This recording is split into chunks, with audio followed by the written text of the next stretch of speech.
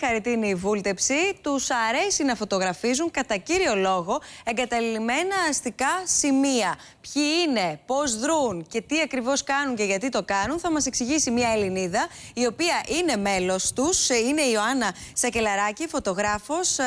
Κυρία Σακελαράκη, ευχαριστούμε πάρα πολύ για την επικοινωνία. Είστε μέλος της παγκόσμιας κοινότητας του Urban Exploration. Όπως εγώ, ρίχνοντας μια πρώτη ματιά στη δράση σας, πρόσεξα, αυτό το οποίο τραβά την προσοχή σας είναι η αστική εγκατάλειψη. Καλημέρα σας και σας ευχαριστώ πάρα πολύ για την πρόσκληση στην εκπομπή σας. Σίγουρα είναι έτσι όπως τα λες, Άννα.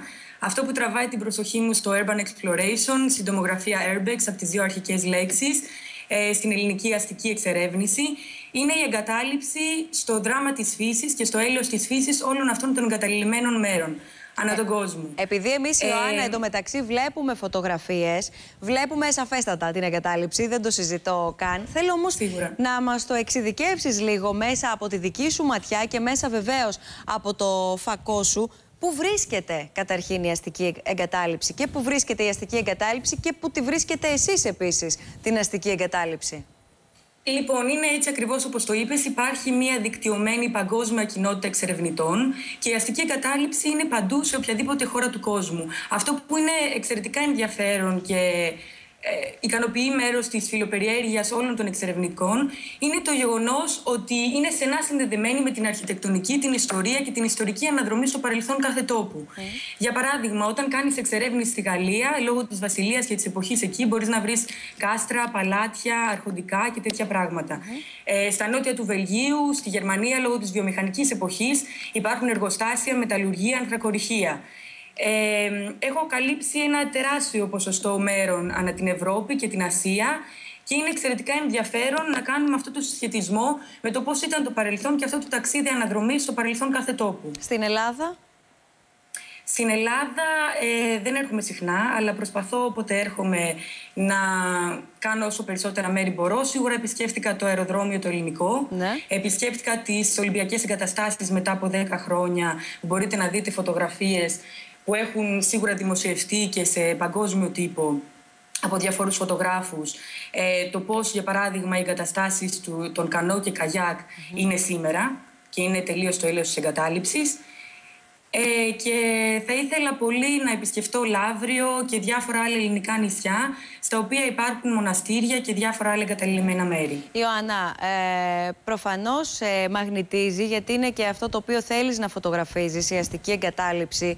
Θέλω να μας πεις τι σε μαγνητίζει στην αστική εγκατάλειψη και αν μέσα σε όλη αυτή τη δημιουργία, γιατί σου δίνει προφανώς έμπνευση, αν σε στενοχωρεί κιόλας και αν σε στενοχωρεί ακόμα περισσότερο για τα σημεία που βρίσκονται στην ίδια σου την πατρίδα, εδώ στην Ελλάδα. Ναι, σίγουρα. Θεωρώ ότι είναι ένα πάρα πολύ ενδιαφέρον θέμα και χαίρομαι που έχει απήχηση, διότι δεν είναι ένα κοινότυπο θέμα φωτογραφίας. Συνήθως φωτογραφίζουμε ό,τι είναι όμορφο, ό,τι μπορεί να διεγείρει τις αισθήσεις με έναν ευχάριστο τρόπο. Παρ' όλα αυτά, το είδος αυτός φωτογραφίας είναι κάτι τελείως διαφορετικό. Είναι το δράμα, είναι η σύψη, το έλεος της εγκατάλειψης. Κάποια μέρη από αυτά μπορεί να είναι πρόσφατα εγκαταλειμμένα και να είναι σε καλύτερες συνθήκες και να εντυπωσιάζουν για αυτό το λόγο, όπως θα δείτε σε κάποιες φωτογραφίες. Και κάποια άλλα μέρη μπορεί να είναι από το 80, το 90, βομβαρδισμένα και να βγάζουν έξω αυτό το δράμα και το έλεος.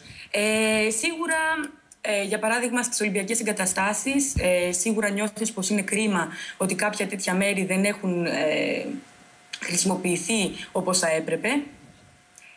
Παρ' όλα αυτά, θεωρώ ότι, για παράδειγμα, όταν επισκέπτομαι πόλεις φαντάσματα, όπως όταν ήμουν στον Αγκόρνο Καραμπάχ και επισκέφτηκα την πόλη Άγνταμ που είναι μετά τον πόλεμο, συνήθιζαν να ζουν 40.000 κάτοικοι εκεί και έπειτα βομβαρδίστηκε με τον πόλεμο του Αζερμπαϊτζάν και είναι τελείως ερημωμένοι. Θεωρώ πως ταξιδεύεις σε ένα κομμάτι του παρελθόντος. Σίγουρα αυτή η καταστραφή